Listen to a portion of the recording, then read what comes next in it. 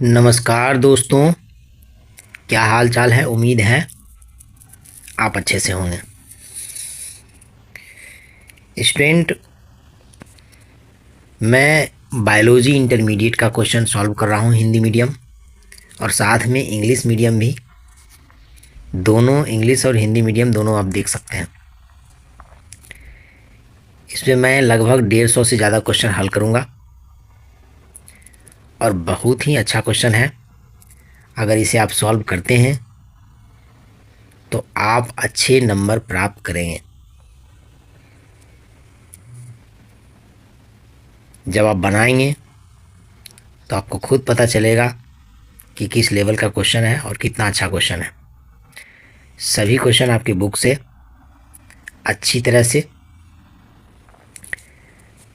NCERT के अनुसार बनाया गया है और बहुत ही अच्छा है।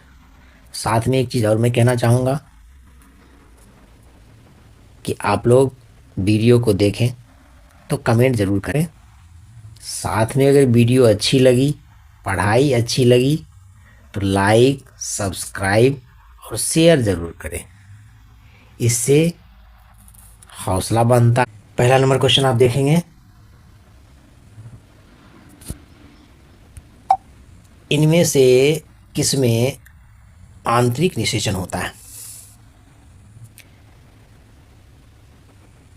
तो मछली में बाह्य निषेचन होता है, एम्फीबियन में भी बाह्य निषेचन होता है, अधिकांश शैवाल में भी बाह्य निषेचन होता है, एंजियोस्पर्म और बहुत सारे उच्च प्रकार के जो प्राणी होते हैं उसमें अंतः निषेचन होता है। अंतः निषेचन का मतलब ये है कि मेल फीमेल के बॉडी में, यानी जहाँ पर बच्चे ग्रो करेंगे वहाँ पर गेमिट को छोड़ते हैं और फीमेल गर्भ धारण करती है। तो ये शरीर के अंदर फर्टिलाइजेशन हुआ, इसलिए इंटरनल फर्टिलाइजेशन बोलेंगे। तो डी नंबर इसमें आप टिक लगाइए। उसके बाद मनुष्य के दूसरे नंबर है, मनुष्य के युग्मकों में गुणसूत्रों की संख्या क्या होती है? How many chromosomes are present in human gamete? तो मनुष्य के मेल हो या फीमेल हो, उसके गैमिट में क्रोमोजोम की संख्या 23 होती है। तो आप ए नंबर में टिक लगाएं।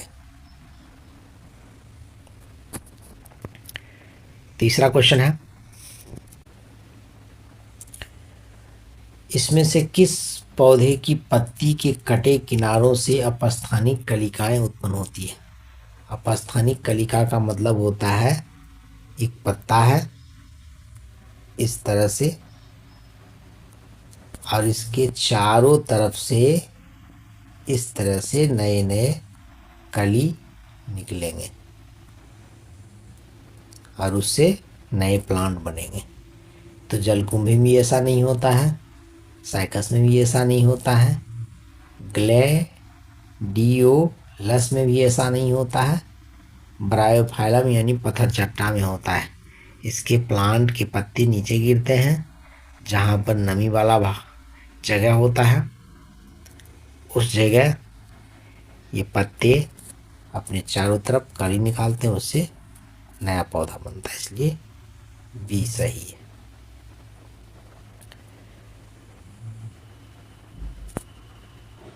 चौथे नंबर में अब आते हैं। चौथा नंबर है, इसमें से कौन केवल एक बार अपने जीवन काल में पुष्प पैदा करता है?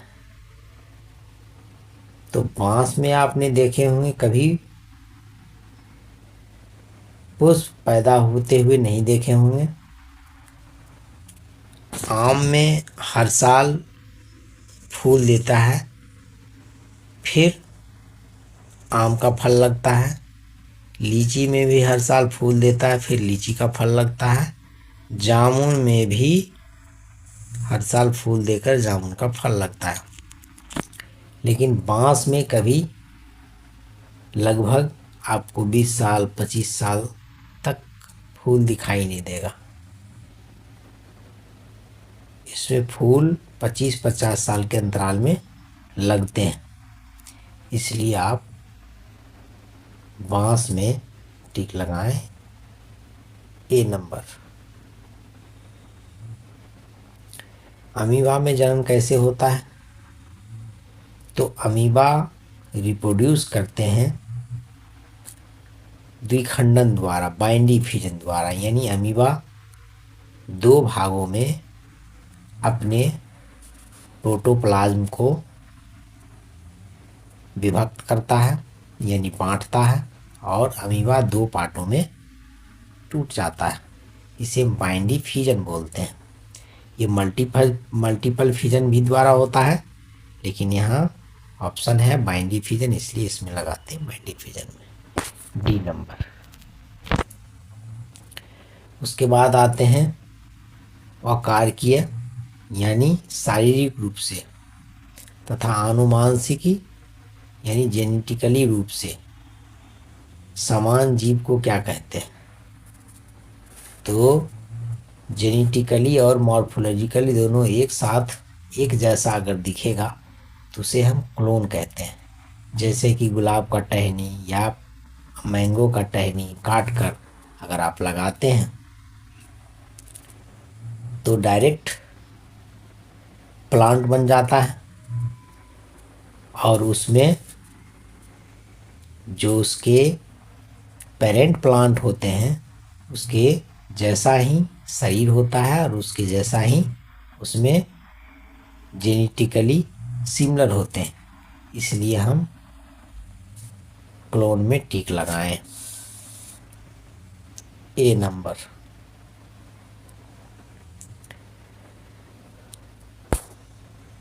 अब आगे बढ़ते हैं।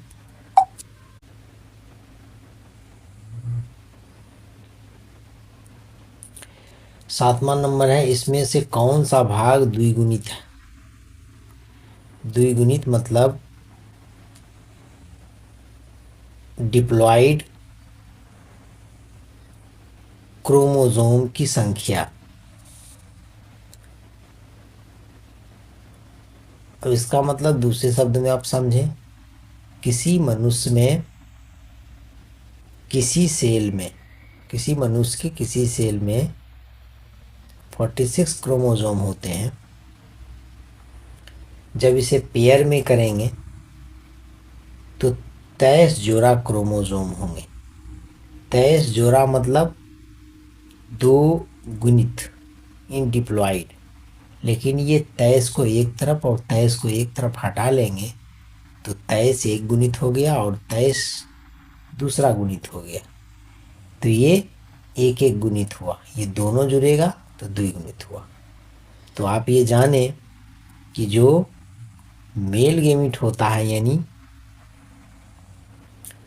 पुरुष जनन कोशिका जो होता है, उसमें 23 क्रोमोसोम आते हैं, और फीमेल जनन कोशिका जो होता है यानी फीमेल गेमिट होता है, उसमें 23 क्रोमोसोम आते हैं।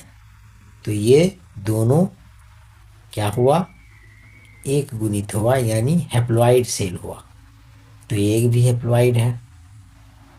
पराग यानी पॉलन जो है वो मेल गेमिट की तरह है, क्योंकि इससे मेल गेमिट बनते हैं।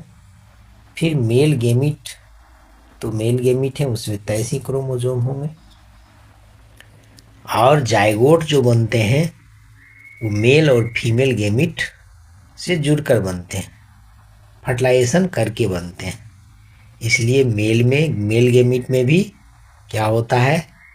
हैप्लॉइड, और फीमेल गेमिट में भी हैप्लॉइड, दोनों जुड़ेंगे तो डिप्लॉइड बनेंगे, यानी द्विगुणित बनेंगे, इसलिए डी सही है। ऋतुस्राव चक्र किसमें होता है? तो ऋतुस्राव चक्र यानी मेंस्ट्रुअल साइकिल जो होते हैं वो उच्च प्राणी में ज़्यादातर देखने को मिलते हैं। जो चौपाया जानवर वगैरह होते हैं, तो बंदर में मेंस्ट्रुअल साइकिल होता है, चिंपैंजी में मेंस्ट्रुअल साइकिल होता है, और ह्यूमंस में भी मेंस्ट्रुअल साइकिल होता है। इसलिए तीनों सही है, तो तीनों सही तो सब सही है, इसलिए डी इसमें टिक लगा दें।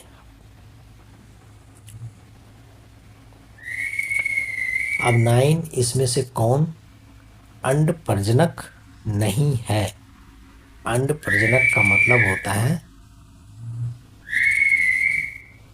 अंडा देने वाले प्राणी। तो अंडा देने वाला प्राणी जो होते हैं उसे ओविपेरस कहते हैं। इसमें से स्नेक अंडा देता है, मुर्गी अंडा देती है, ये चिकन अंडा देती है, मगरमच्छ ये भी अंडा देता है, मनुष्य अंडा नहीं देता है, इसलिए डी में आप टिक लगाएं।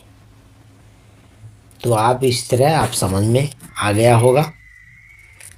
आगे मैं और आगे क्वेश्चन बता रहा हूँ, आप इसे अच्छी तरह से बनाएं और बना के फिर दोबारा सॉल्व करें। नहीं होगा तो एक बार सुने और आसानी से सुने, आराम से सुने, ताकि ये क्वेश्चन समझ में आए और फिर से बना सकें आप। आगे क्वेश्चन को देखने के लिए सीरीज में दिया गया है, उसे क्लिक करें और कंटिन्यू बनाए रखें।